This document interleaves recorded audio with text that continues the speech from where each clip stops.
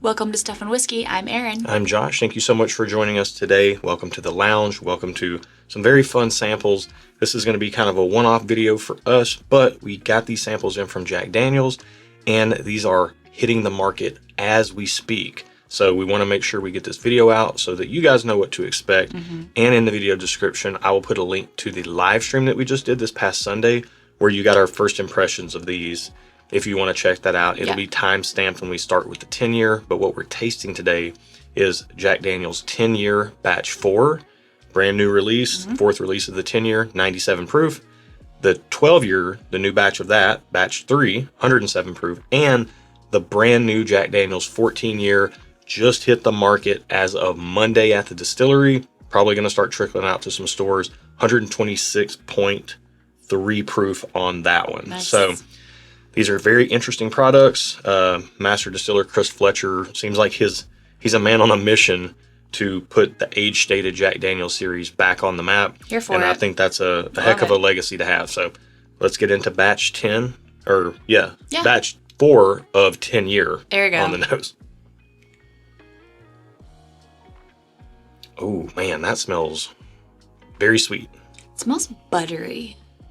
Yeah, it almost smells like a buttery pastry that has a little bit of brightness in it, like a lemon pastry or something. I'm not saying I'm specifically getting lemon. You know what I'm getting? Like a cream cheese Danish. Yeah, that type of sweetness. And I'm not getting any spice on the nose. I'm not getting really any ethanol. I do know on the live stream I said this was like Nilla, like banana pudding, spiked banana pudding with just a boatload of Nilla wafers in it. And I can see how I got that, but I'm not getting that. I'm not getting today. that as strong of a banana. I'm getting more of like a cream cheese, like buttery, like I don't know how to describe flaky it. pastry. Like a flaky buttery pastry, but also cream cheese is kind of sweet too. Yeah, let's get it on the palate. Yeah. Cheers.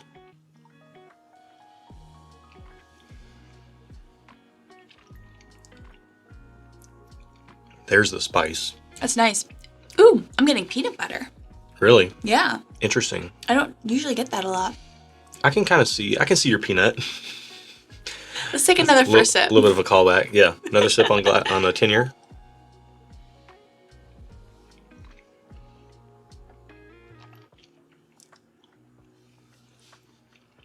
Yeah, it's good. It's a little bit more drying on the second sip, but that's not uncommon for me. I like it though. Yeah. That's good. I think that's really good. I mean, it definitely hits that Jack Daniel's profile that you would get on something like a Jack Daniel's single barrel select, 94 proof, like a good pick. Also, there's more spice on the second sip too. But what you're getting, in addition to what you would get on a really good Jack Daniel's single barrel select pick, you're getting the oak and the barrel spice that's coming in on the back end. And it really does have quite a finish for a 10-year. I'm not super familiar with like batch 1, 2, and 3 of the 10 years. We've never owned a bottle. We've tried, I think, all of them. I'm almost sure. I do remember batch 3 being a little bit of a standout for the 10-year releases. I don't know that I could even comment on if batch 4 is any better than batch 3. I just don't have enough knowledge of it. Yeah. But this is a very good batch. And to recollection, it definitely holds up to some of the better batches of the 10-year. So I don't think if you find a bottle of this, I think it's $85 for this is retail.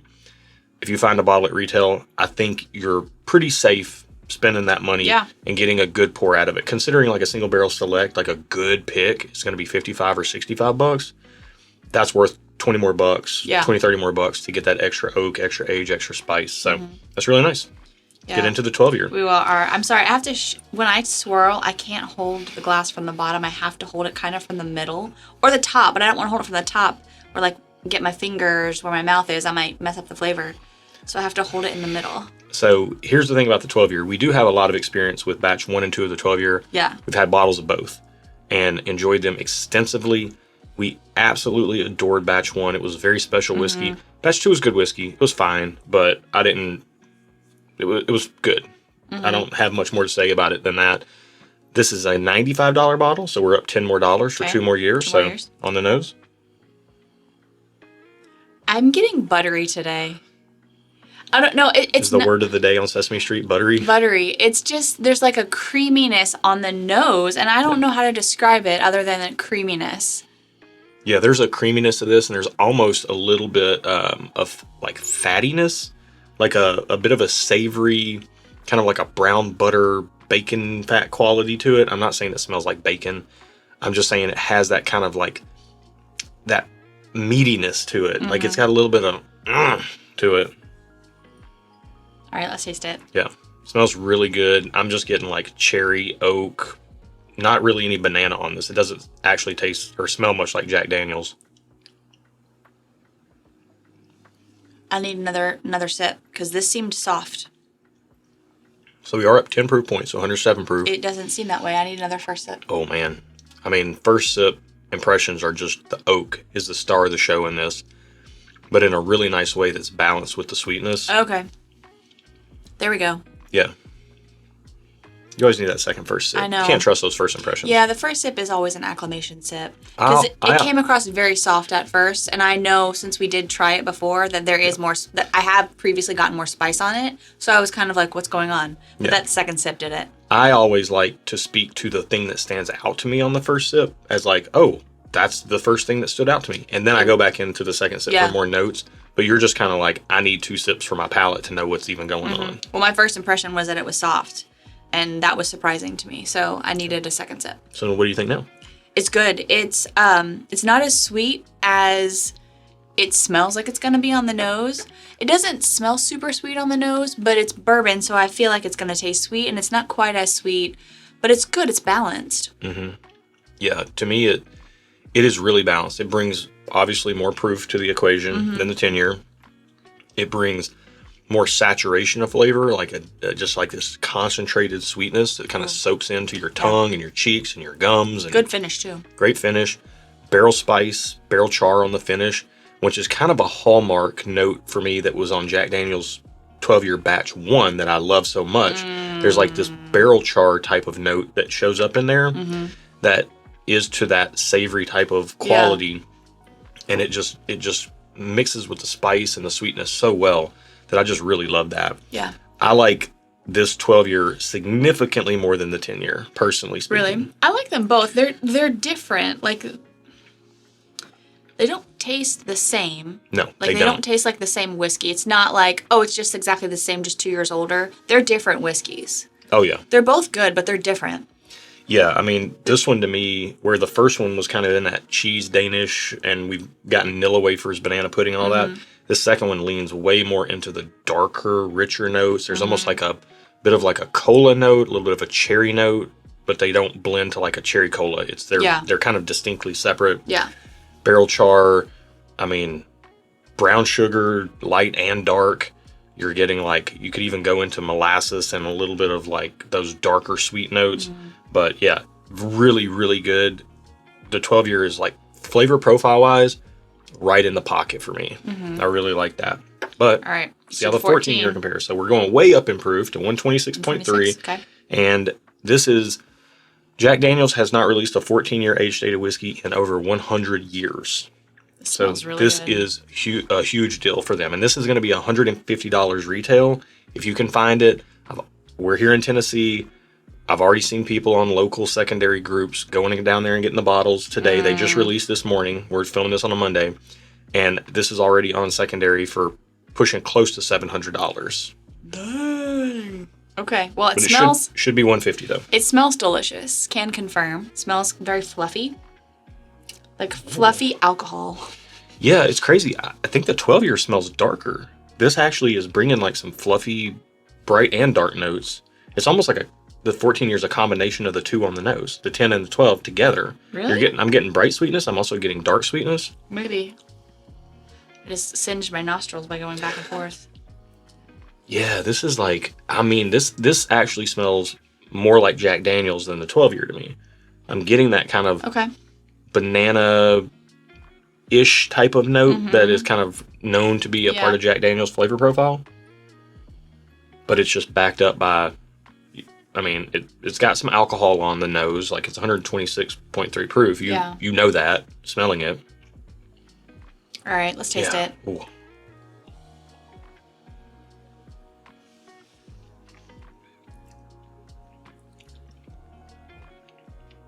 Ooh, man, think it's got some impact. This is good.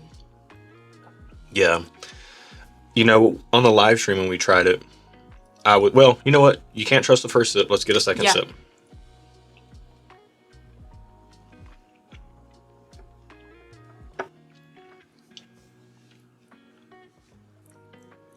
I feel like this is hitting me significantly better today than it did on the live stream. Same.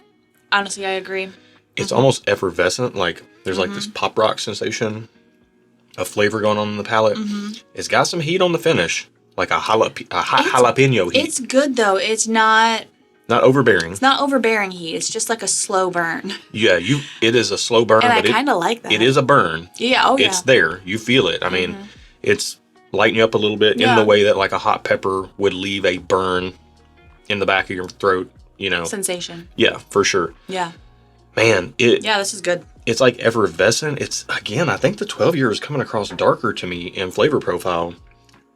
Where I had that cola type of note on the 12 year, on the 14 year, I'm almost getting a little bit more of like a cream soda Sierra Mist type of thing going on. Okay. It's a little bit more like effervescent in a lighter way. I can see the effervescence, but I'm not getting those flavors of a cream soda or a, what do you say? I am. Like a Sierra Mist. Sierra Mist. I'm getting those brighter flavors, but then I'm also getting like oak, leather. There's a lot of oak on this. It has a heavy oak presence. So if you don't like a lot of oak.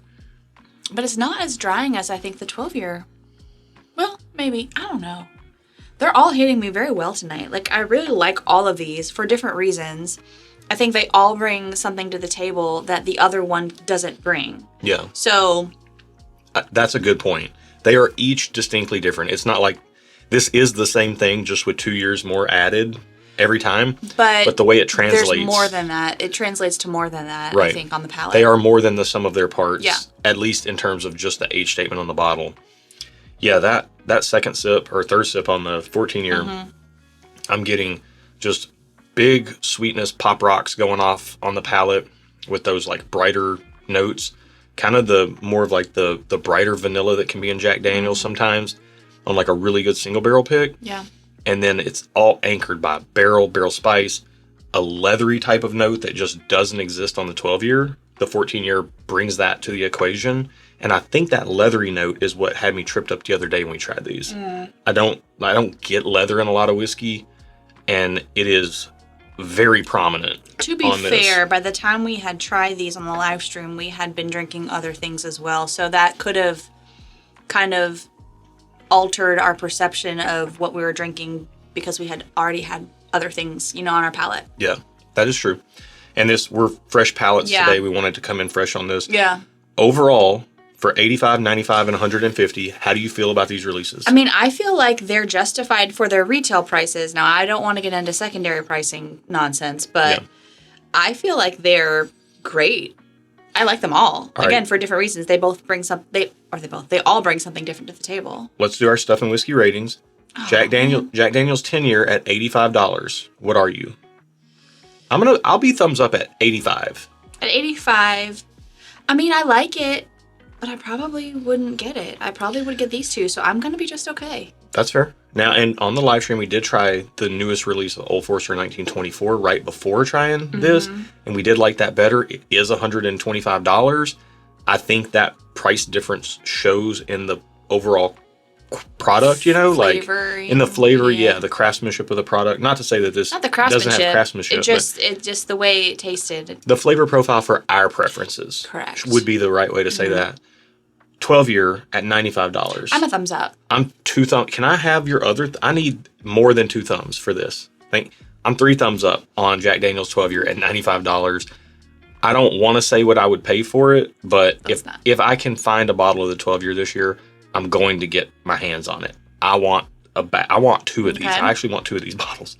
I just went back to it. Good luck, son. To be clear, I just went back to it after the 14 year. And it is, to me, this is like a Goldilocks situation, not to give too much away, but this is, to me, the sweet spot between oak, sweetness, and a cohesive blend of everything. Let's get into the 14 year, $150. It's a lot, but I'm a thumbs up on it. It would be like a special bottle for me. I'm going to go thumbs up as well. I do like it. I love the impact on the palate, the saturation of flavor. I really would love a bottle of this to just be able to sit with and spend some time with, maybe try a little bit of water in it, you know, have that opportunity. But yeah, these sample jars didn't last very long. We got them in on Friday and we're filming this on a Monday. We tasted them on the live stream. We sampled some of them out and we finished them off for this. So I feel like they have done a good job of helping a lot of people. Yeah. Hopefully they helped you. If you thought this video was helpful, give it a thumbs up, please. That helps us a lot. It's free for you to do, super simple. Also think about subscribing if you want more content from us. And you can check out a link to our Patreon down in the video description below if you like good people and good whiskey. Yes. And no doubt, some of these are probably going to pop up within our Patreon community. And maybe you can find something to trade for one of them or something like that. Swap if somebody, samples. Yeah, swap some samples. People are going to get their hands on these bottles. And if you got a bottle that you think is of interest and you post up, hey, looking for a sample of one of these, let me try to get my hands on that. Somebody can probably come through in the clutch for you. That's what our community does for each other all the time. It's absolutely wonderful. It's also where we release our barrel picks, and we are going to Jack Daniel's in March to pick a barrel-proof Tennessee whiskey. Nice. And we're picking a barrel-proof Tennessee rye as well. So those are happening in March, early March. Early March. They should be out this summer or this fall. Cannot wait. Yeah. Because we are both squires and, you know, we're being honest about our opinions here, even though we got samples sent to us, even though we're squires, being honest about our opinions, but we are definitely leveraging the squire titles for trying to get the best barrels we can for this barrel pick. So you can count on that. We're going to try to get the very best barrel picks we can get for you guys. And what else? Oh, you can check out, we got a little Stuff and Whiskey logo shirt on here. Yeah, I'm repping Bardstown. Yeah. So no Stuff and Whiskey for me, but no. Hey. Wearing a Kentucky shirt on a Jack Daniels. How dare you? I'm sorry. This is just what I had on today. It's a Monday. I'm in my leggings and my sweatshirt. Like, all right. My bad. Well, I'm not going to get up because you don't want to see my leggings, but we're gonna leg it on out of here and drink the rest of these pours. So thanks for watching. Be good to each other. Yeah. And until next time. Cheers.